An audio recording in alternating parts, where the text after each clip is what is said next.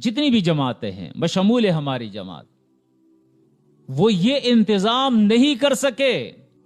جو مدارس وجود میں آئے ہیں وہ کمائی کا ذریعہ بن گئے، وہ مخصوص جماعتوں اور مخصوص مسالک کی تبلیغ اور ان کے جماعتوں کی اشاعت اور ترویج کا ایک ذریعہ بن گئے.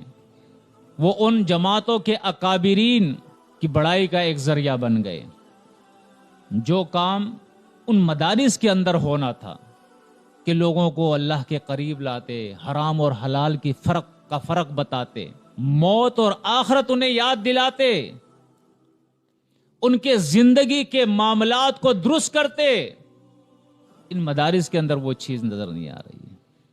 رہی جماعتیں تو کسی جماعت کے اندر یہ انتظام نہیں ہے کہ اس جماعت کے افراد قرآن اور سنت کا صحیح علم حاصل کر سکے.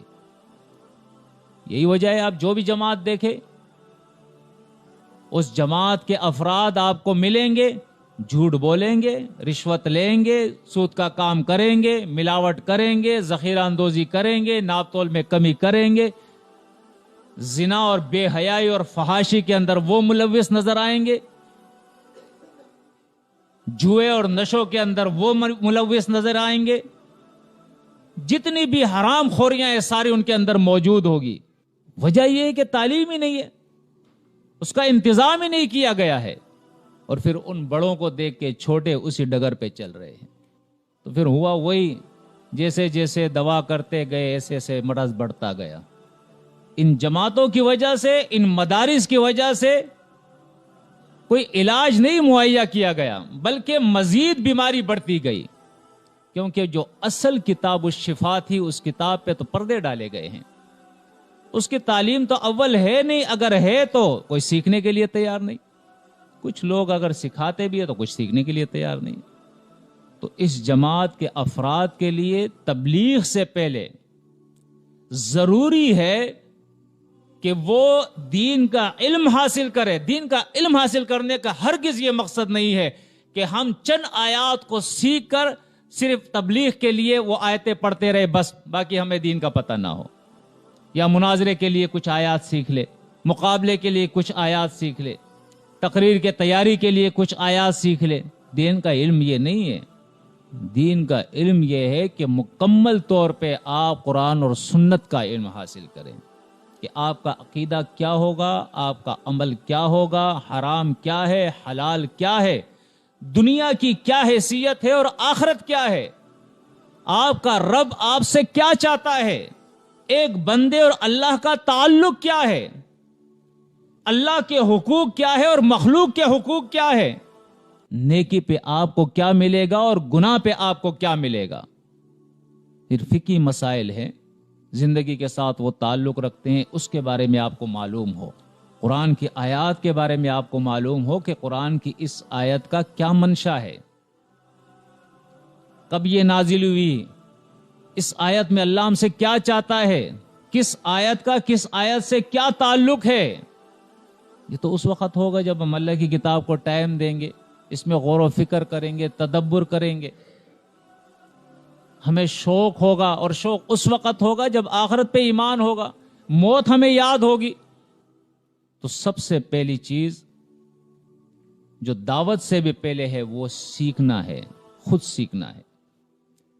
کیونکہ آپ دیکھیں، اگر ہم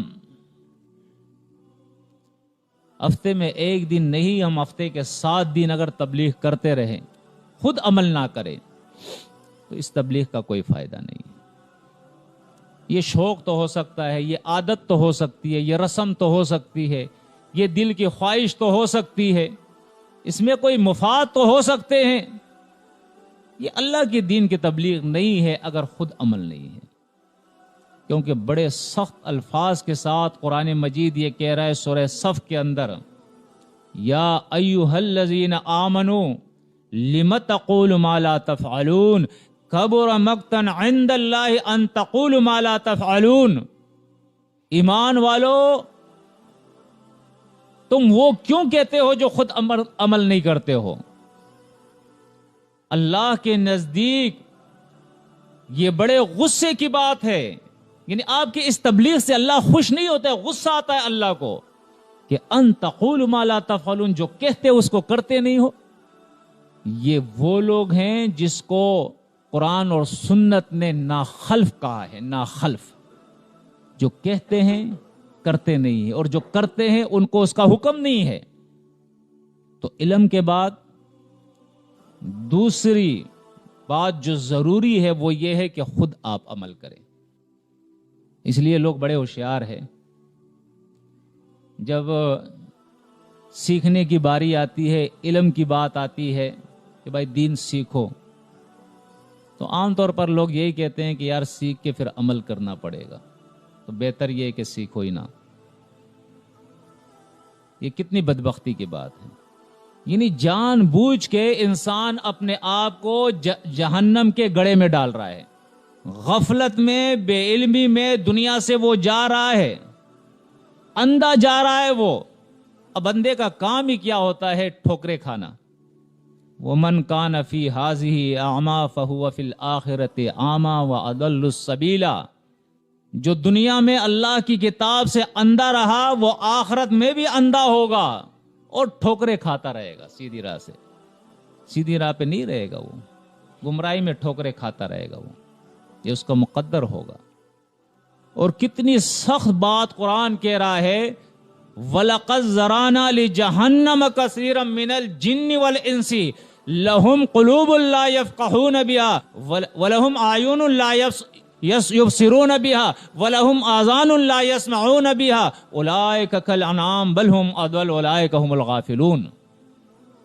ایسے لوگوں کو تو اللہ فرماتا ہے ہم جہنم میں ڈالیں گے کہ ہم نے دل دیے ہیں اس سے سمجھتے نہیں ہیں، ہم نے آنکھیں دیے اس سے دیکھتے نہیں ہیں، ہم نے کان دیے ہیں اس سے سنتے نہیں ہیں.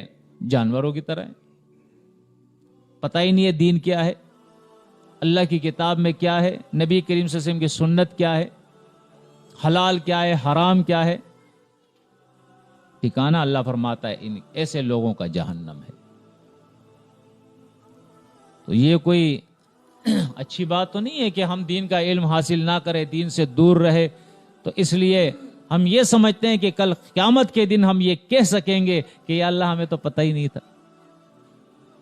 تو اللہ نے تو پہلے خبردار کر دیا ہے. کل قیامت کے دن ان تقول یوم القیامت انا کننا عن ھذا غافلین، یہ نہ کہنا کہ مجھے تو پتہ ہی نہیں تھا، میں تو ناخبروں میں ہوں. یہ بہانہ نہیں چلے گا. سورۃ فاطر دیکھے، وہاں اللہ کیا فرماتا ہے؟ جب یہ چیخے گا، چلائے گا، وَهُمْ يَسْتَرِخُونَ فِيهَا، اس جہنم کے اندر جب چیخیں گے، چلائیں گے اور اللہ سے یہ درخواست کریں گے کہ اللہ جہنم سے ہمیں نکال دے، نعمل صالحا غیر الذی کننا نعمل. جو کچھ ہم کر کے آئے ہیں بس اب اس کو چھوڑنے کے لیے تیار ہے، اپنے عمل کی اصلاح کریں گے. تو اللہ جواب میں یہی تو فرمائے گا، اولم نعمرکم ما یتذکر فیہ من تذکر وجاءکم النذیر. کیا اتنی زندگی میں نے نہیں دی تھی؟ اگر سمجھنا چاہتے تو سمجھ لیتے تم، اور تمہیں تو خبر دینے والے بھی تمہارے پاس آ گئے تھے.